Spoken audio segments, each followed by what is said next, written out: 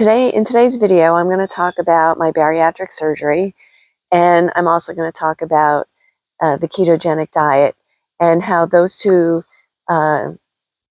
together and in combination got me 90 pounds thinner and improved my health, insulin resistance tremendously. I'll give you a little bit of the background story and why I chose the form of bariatric surgery that I did and the reasons why I got rid of it. And if I had to do it all over again, knowing what I know about the ketogenic diet, would I do it? And I'll also talk about, well, in a separate video, I'll dive deeper into weight loss medications as well. But today, I'll just mention them and we can do a deeper dive on that. So let's get rolling.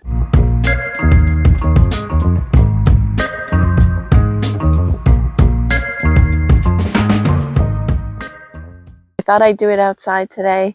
It's a beautiful day. We're in the garden. We're in my yard. My herb garden's right behind us. We've had a late spring, so we're just getting the yard and the flowers and everything in place. But before I go, I'll show you the herb garden. Okay, let's get started. So just a little history if you're new to the channel, and I've really not done a deep dive into my history, but I've struggled with obesity, morbid obesity, I would say from my pregnancies I would say I got the Lapband in 2010, so that would make me 45 years old. So I would say almost 20 years. I was heading towards morbid obesity at the end of college, but I was able to lose weight. And we'll talk about the other weight loss things. I should do a whole video dedicated to that. But we have to start from somewhere. So let's start with just some. So let's start with my weight struggles and just me, my body type, and I'll do a just high overview of this. So I would say I was never a small framed, thin person.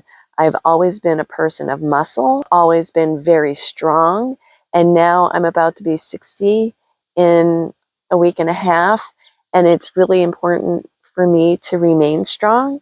I could see how that was declining. I worked a lot. I worked a lot of hours. I worked very hard, but I still, over the years, tried to maintain that. We'll talk more about that in a little bit. I was athletic. I played basketball. I was a point guard. I did track. I was a discus thrower and a shot putter. I had a lot of strength. In grade school, I was always the anchor to the tug of war. There was only one boy in 6th grade who could beat me arm wrestling. I'm just made for strength. I have big torso, short limbs, strong legs, and my mom used to tell me when people would come to pick me up when I was little, as a toddler, they'd try to pick me up and then put me back down and have to redo it. So I was heavy boned, and I did prove that later on in life. But in all seriousness, and I got away with, always had a good appetite. I got away with it because we rode our bikes everywhere. In the summer, we played outside. I played basketball. We walked everywhere. Okay, so I would say I was a good eater. We had good food, but we had junk food too. We grew up very poor. We had soda, those kind of things. High C, if any of you remember that. We ate good whole foods for dinner, but we had our fair share of junk food too. And I got away with it, I would say, because of how active I was. And then in college, so I would say my weight was about 160 pounds when I went to the prom, and throughout my first year of college, it started to creep up. So I went on a pretty extreme diet and got my weight down to 145.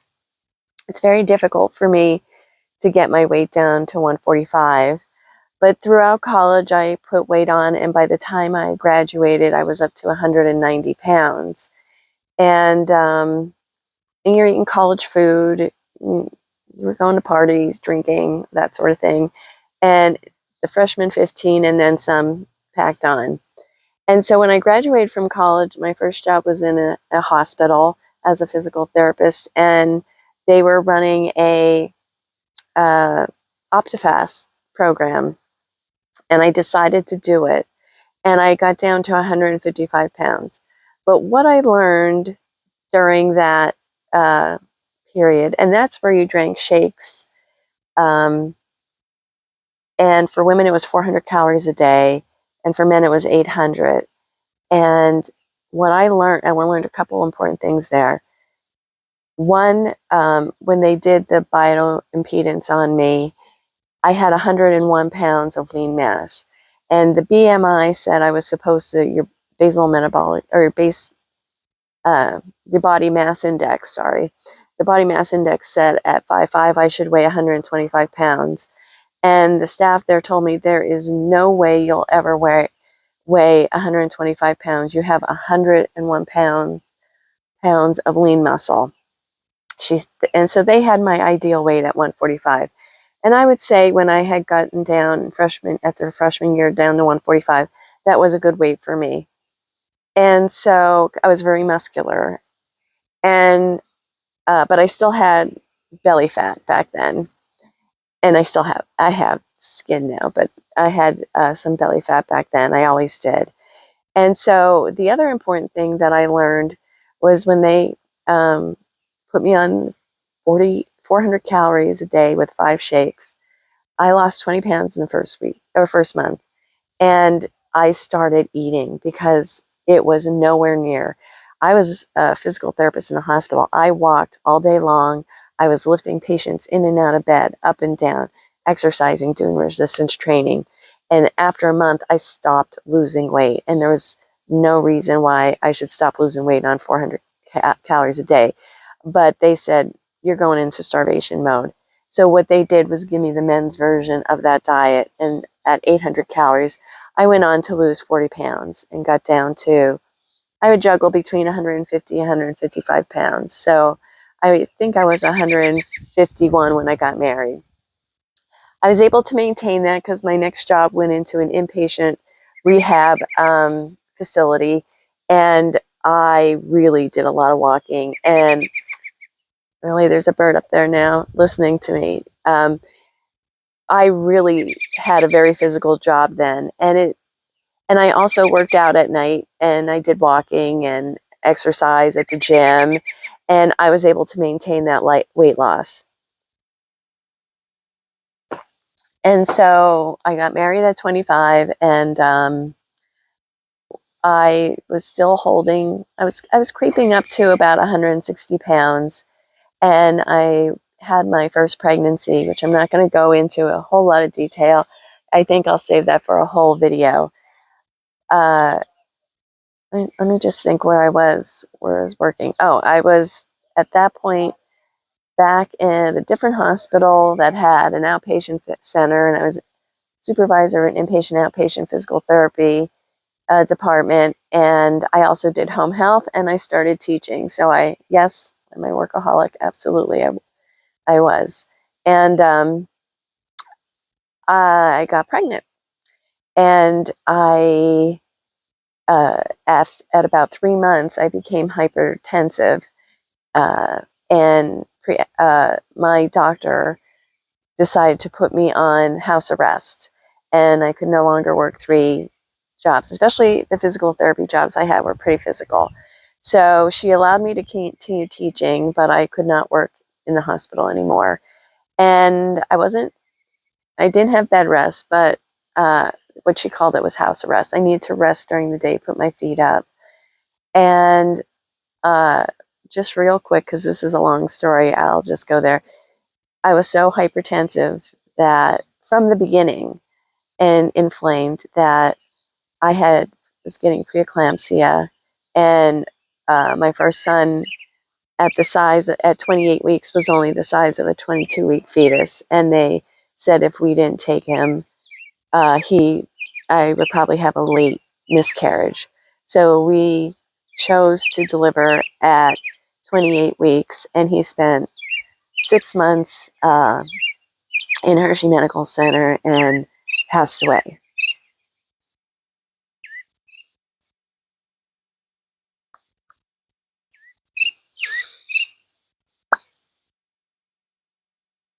"31 years later, still hard." So from being on bed rest and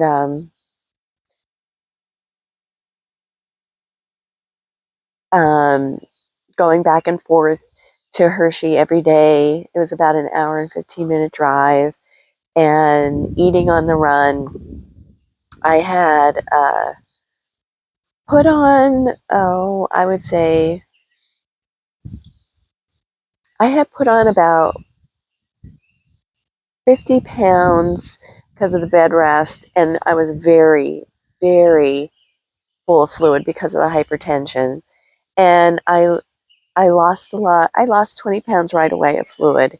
And he was 13.3 ounces. So I had to own a lot of that, probably 30 pounds of fat. And so my husband and I, we said we were trying to heal, trying to adjust, and he didn't want to have another baby right away. I really wanted to, but it was probably, we thought, better that I get back into shape after all the health problems I had. And lo and behold, the Lord works in mysterious ways. I was pregnant in the next month, and I have one son. His name is Colby, and he is 30 years old. And so within the month, I was pregnant, and I did okay. The difference between pregnancy 1 and pregnancy 2, and I just did a video on inflammation, and I said I have a healthy respect of inflammation, and here's why. The difference between pregnancy number 1 and number 2 is that they put me on a baby aspirin. Because, and I was able to make it. My blood pressure was okay until I got to about, let's see, about 6.5 months. And then I had to go on complete bed rest, because if I stood up, my blood pressure would go up to 200 over 120. And I was on complete bed rest and had to lay on my left side for the rest of the pregnancy. So needless to say, more weight gain. And I'm happy to say that we made it. They took me 2 weeks early. Colby was 5 pounds, 5 ounces, which was a lot better than 13.3 ounces. So when he was delivered, Mark and I are like, "Look how big he is." And everybody in the OR is like, no.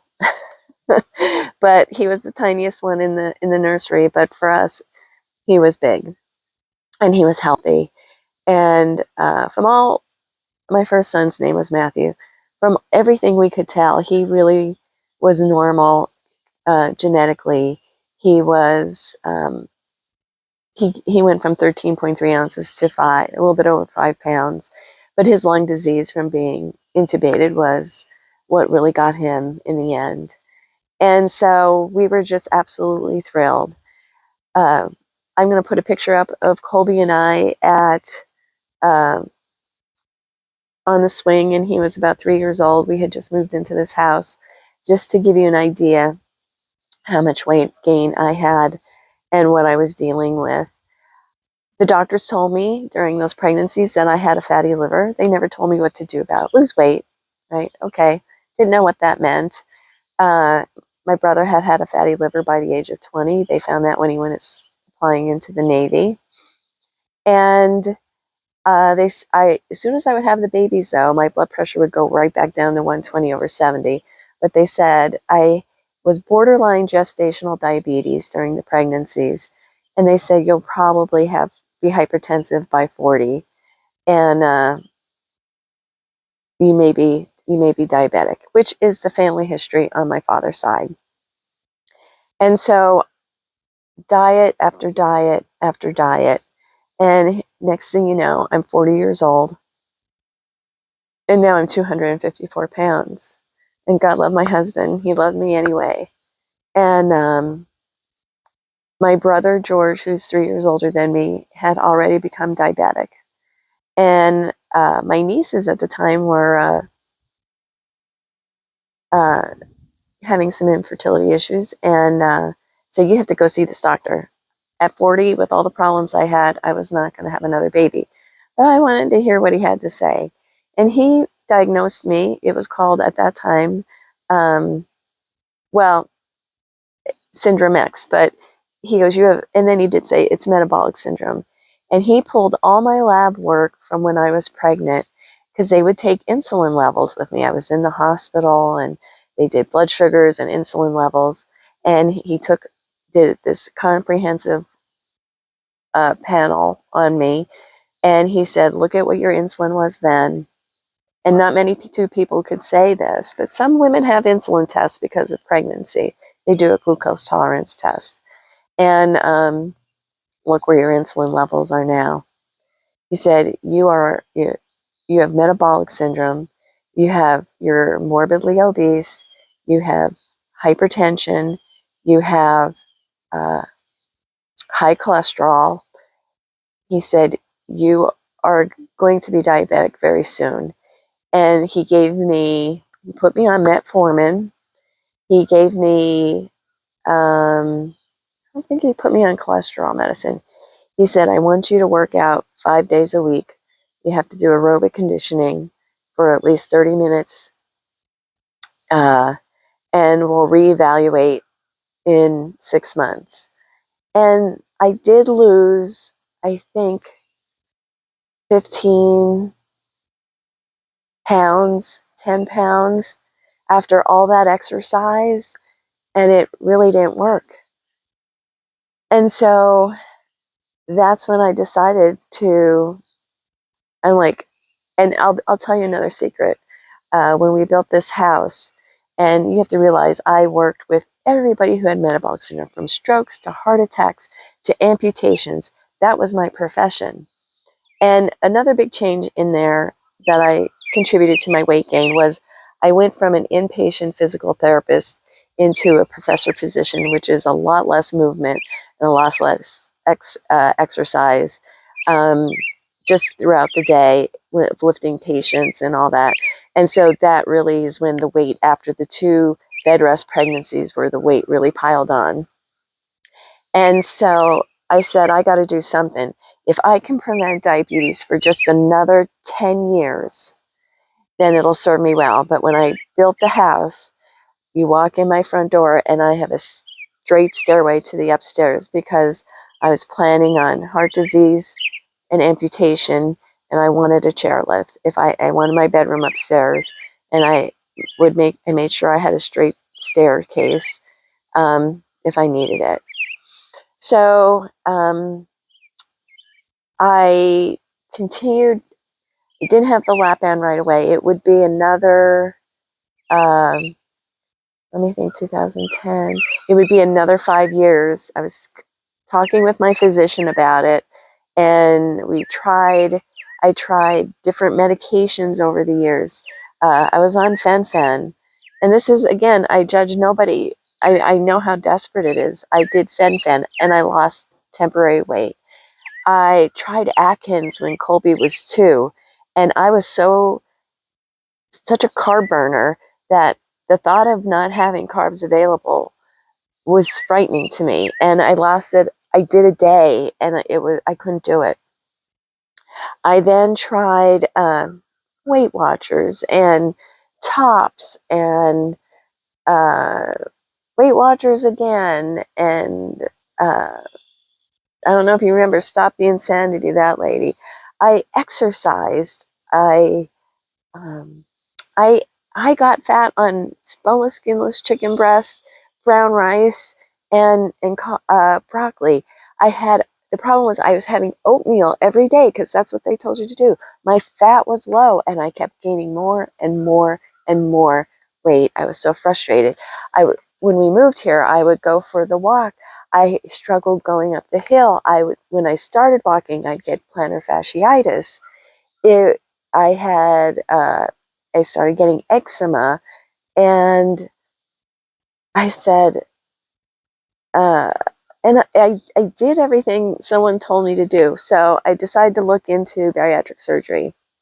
And the bariatric surgeon said to me when I walked in, I said, I'm a physical therapist. I know how to exercise. I know what to do. And he said, Rose, it's not your fault. He said, you have insulin resistance. And I looked at him. And the fact that he said to me it wasn't my fault, you think he proposed marriage to me.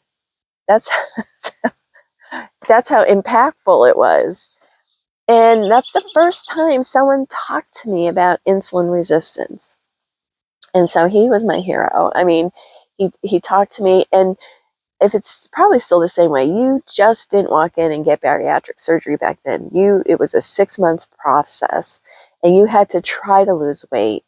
My BMI was 39 then, and they wanted 40, but because I was hypertensive, I had high cholesterol, and my pregnancies, they took me. You had to go see a psychiatrist.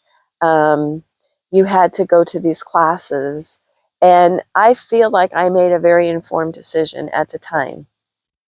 And I'm going to say right now, I am not sorry I had bariatric surgery, because no one was talking about the ketogenic diet.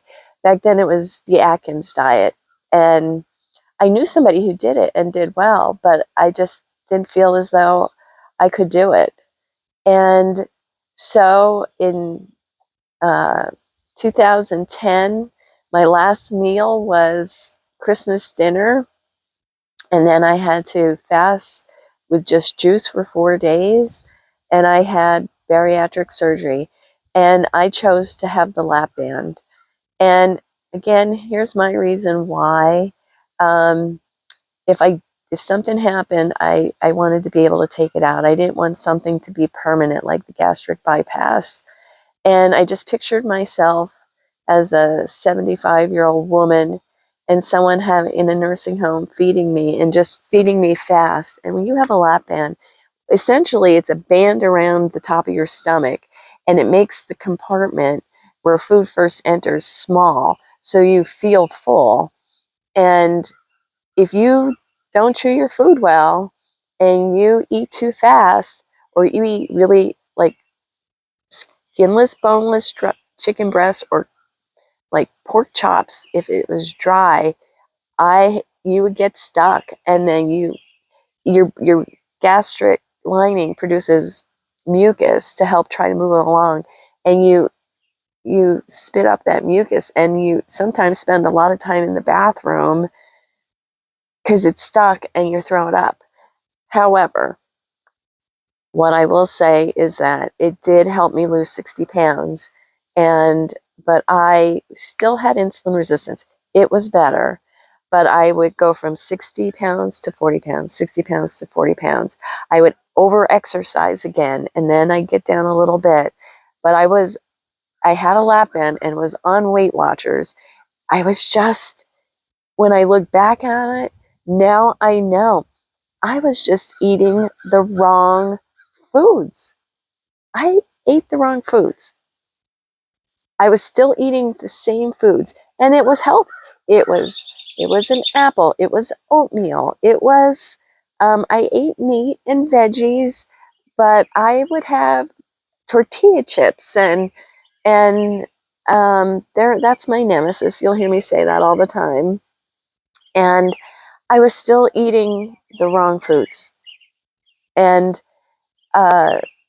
so that was 2010.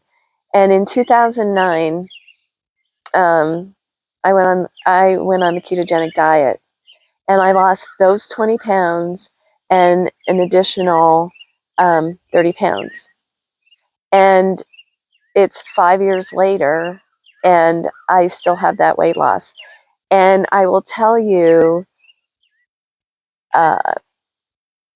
you know, the Lapband still did its job, but it was starting to, I used to complain the sensation I had in my upper, that's where your stomach is, and then your liver's here.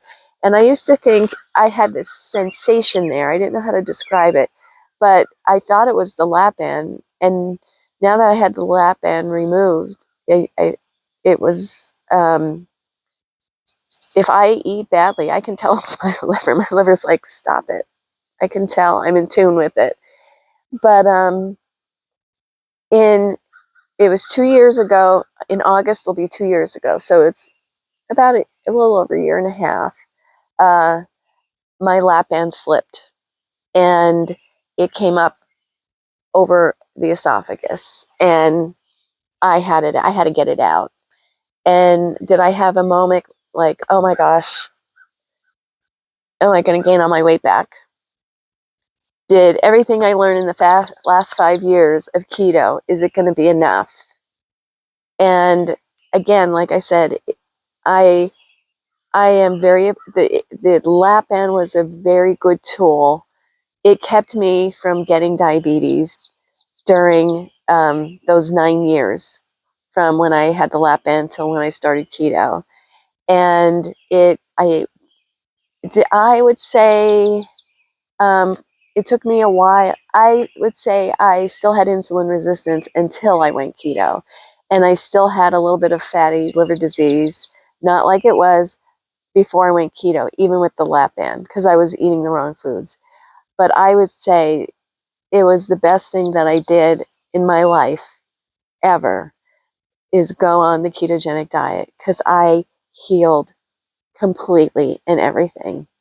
So after the Lapband, I had a month later, I had my appendix out. I forget which one was first and which one was second. I think it was Lapband and then appendix. And so I had 2 abdominal surgeries, so they don't want you lifting anything heavy and being careful. So now you're going into the fall and Christmas seasons, which I say are the food challenge seasons. I love fall food. I love apples. And I used to eat an apple every day before I was keto, with oatmeal. You can see, not terrible food, not like I'm eating chocolates all the time, but I'm just eating carbs. And I'm like really worried. So I did put on 5 pounds during that phase where I couldn't exercise. And I'm good now. I have it off, and I made it through Christmas twice, and I'm still maintaining my weight loss. And so I want to say that I'm not sorry about the Lapband. It was a great tool. But in between there, I forgot to bring up one other thing. I was putting on weight before keto, and I went on a drug called Qsymia. And boy, oh boy, that I had no effect. I didn't mind the Phen-Fen. I didn't feel bad from the Phen-Fen. I got about 20 pounds off, and as soon as I went off it, I went right back, because I didn't change the way I ate. And with the Qsymia, I did lose a little bit.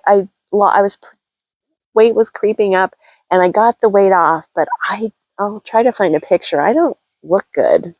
Like, I look drawn and gaunt, and I was eating rice cakes, and I was eating tortilla chips, and I think that's what happens when I'm not saying, I'm not going to go deep into these weight loss medicines. What I'm saying is, you have to address the diet.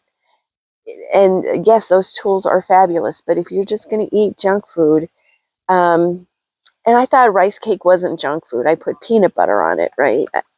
I think the weight loss medications are effective while you're taking them, but I don't think that unless you change the diet, as soon as you go off them, you're going to gain weight again.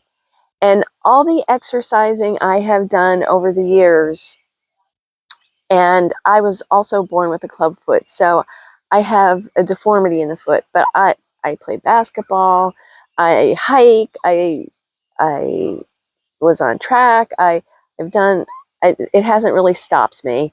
But now I'm going to be 60, and there was a lot of arthritis there, so I had to have surgery. And I really accelerated that, one, because of the weight, and two, because I did exercise at that weight.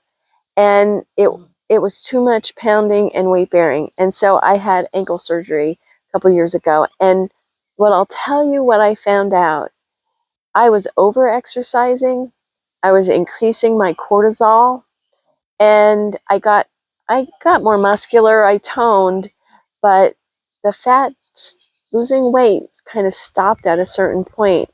And when I couldn't exercise like that anymore, and I started a ketogenic diet, I will tell you, I'm not telling you not to move, because I do move in a lot of different ways. I just raked almost a quarter of an acre 3 times when we thatched our lawn. But I would say your food and the food you put in your body is 80% of your weight control. I've done it all, and I want you to hear me. What you feed. So that picture I'm going to put up again, yeah, I look thinner. Oh, yeah, great. Okay. But I was not healthy. I had neurological symptoms from that medicine. That was not worth it. And so it was after that I had to go off that med, and that's when I started the ketogenic diet a couple months later, and I have never looked back. I just never looked back. And so I want you to evaluate where you're at. If you ask me now, would I have the Lapband knowing about the ketogenic diet? Would I still have it? I would say no, because I know I would lose the weight. I lived the ketogenic lifestyle. I mean, there's times at the holidays I've gone off it, and it's a learning thing. You think, oh, I can have a little bit of this, and especially in the beginning, it'll set you back, the gains you made. and part of the reason why that happens is because you're still not metabolically well, and you have liver fat, you have insulin resistance, your pancreas might be fatty, your your muscles are full of fat, and you have visceral fat, so you're in an inflammatory state. And one of the biggest things I can say that halts progress is if you try to do it halfway. And now I can go out and have, so we're going, just straighten this out. We're going to South Carolina on Sunday, and we're going to Bike Week. And I have my cheat meal plan. Now, I can do very well down there. Lots of barbecue, like brisket and stuff. So I enjoy the food. But my cheat meal is going to be for breakfast, and they have sweet potato pancakes. Now, I can do that and recover and walk away from it. I can do that now. I'm 5 years in. I've made my mistakes along the way where I was doing well, and I'm like, oh, I'm just going to have this. And it led to this, and it led to this. And then especially in the beginning, it gets hard to get back in a momentum. So, but I would say you're probably, if you're just starting, you're all going to try that and all going to do it. But I don't want you to beat yourself up. I want you to just say, tomorrow's another day. I'm going to dive right in. And over time, your palate's going to change. You're going to crave whole foods again. You're going to taste something that's so sweet. And like, I would eat Doritos, and I like, everybody likes Doritos, right? But now if I taste one, it's so artificial. That's how I would describe it. I can still eat tortilla chips. I'm not going to lie. I can't have them in the house. I love them. I love the salt about them, and the crunch. You know, sometimes you miss the crunch. So if you're really morbidly obese, and your health is really not doing well, if you needed a tool like the Lapband or the sleeve, there's I could do a whole video on the different kinds, but I would consult with your doctor and a bariatric surgeon and talk about it. But before I went there, I would try ketogenic diet, ketovore, or carnivore. And you can jump right in, but you're going to watch my video, the 10 things you should do before you even consider starting a low carb diet. And I would ease into it. I went in cold turkey. It was right after Christmas. My brother and I was visiting, and we repulsed ourselves after all the cookies we ate. And I'm watching a video. He came downstairs, and we binge watched all these videos about the ketogenic diet. And I will share his story. I know he would not be upset if I, he's my biggest fan, share my story, his story. He is a recovering addict. And like if it was Christmas here and peanut butter pie was in the house, it would call him, sorry, that was a B, call him in the middle of the night, and he'd have to come down and have some. And so when we started the ketogenic diet, he's kind of an all or nothing person, and I can be that way as well. And we started cold turkey, and we talked all the time, and he did very well. I would say he lost some weight, um, and I would say he improved what he was putting in his body and cut down the sugar. So I would say his A1C was better. I think his COPD improved a little bit. With a lot of things improved with ketogenic diet. His back pain, he did some other things too. But the weight was creeping up again, and it was, for him, it was uh, he was a grazer. He um, he would talk about how he would eat when he wasn't hungry. I would say, I'm like, there's no way you can there's no way you can be hungry. And so even though he was eating protein and spinach and salads like that, he was still overeating. Okay, and that's part of the addicted behaviors, and a 12-step program helps with that. But because of some conditions he had, he made the decision to go on Ozempic, or one of the weight loss, and what's not Ozempic, but one of the weight loss medicines.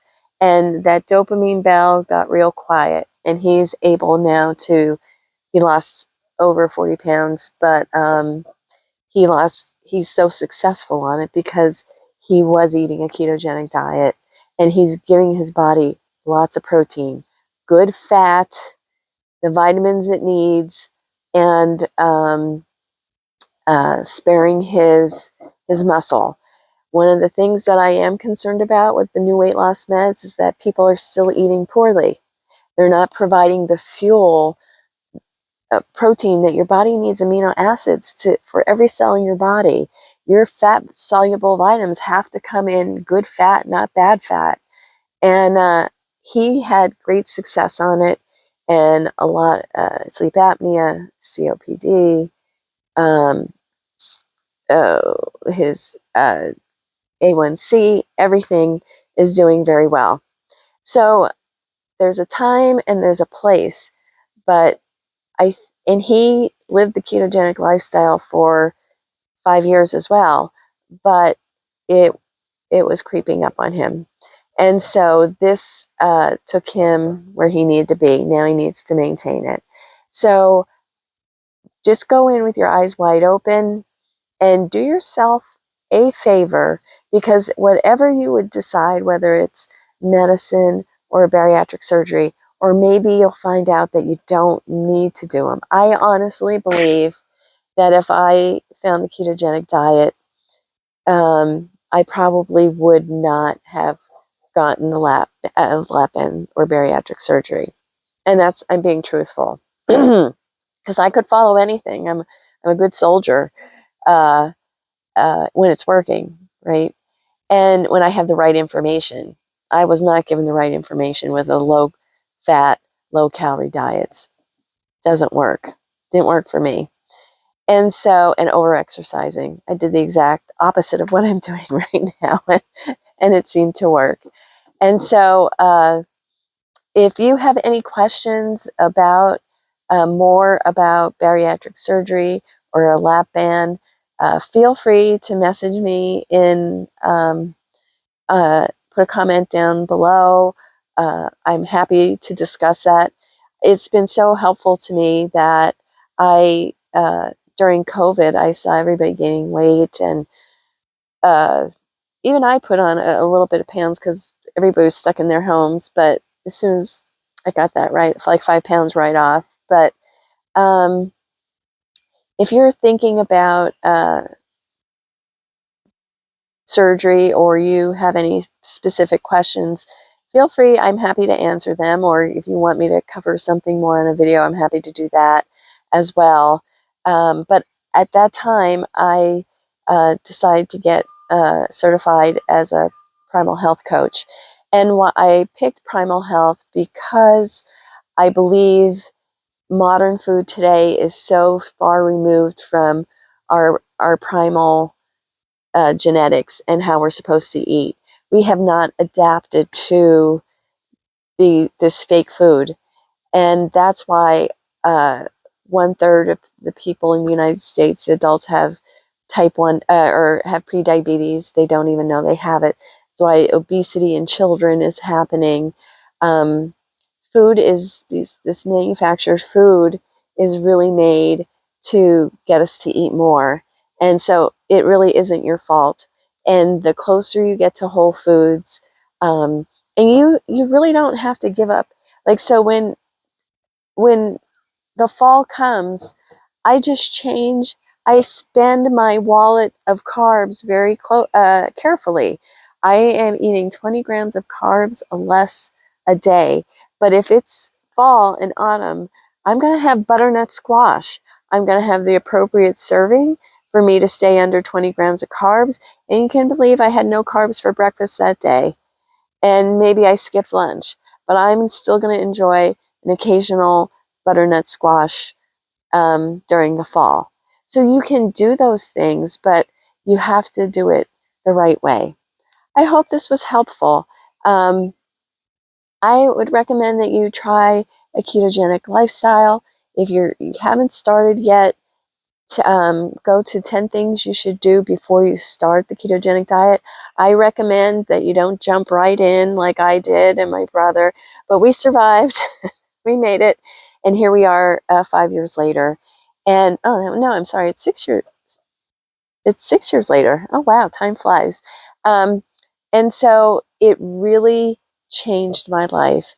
I reversed prediabetes, non-alcoholic fatty liver disease, hypertension, a host of arthritic, joint pain, plantar fasciitis, eczema, so many things. Your body can heal itself if you give it food that it needs. And that's really the secret. That's the trick. And you don't have to kill yourself working out. So if this was helpful or hope inspiring, please hit the like button and the notification bell so that you can get a video anytime I post one. And also, please subscribe so that I'm building this channel, and I'm so passionate about the life-changing experience I've had. And now that I retired, I was able to retire a little bit early, and knowing that I was going to try to start doing this, not put money in the bank on it, but at the end of the day, my goal is to help someone else reverse their disease. If you have a friend or a young person who might be overweight, who's thinking about getting pregnant, have them look at this channel. Really, the inspiration um, behind this YouTube channel is to help somebody not lose a child because of metabolic syndrome.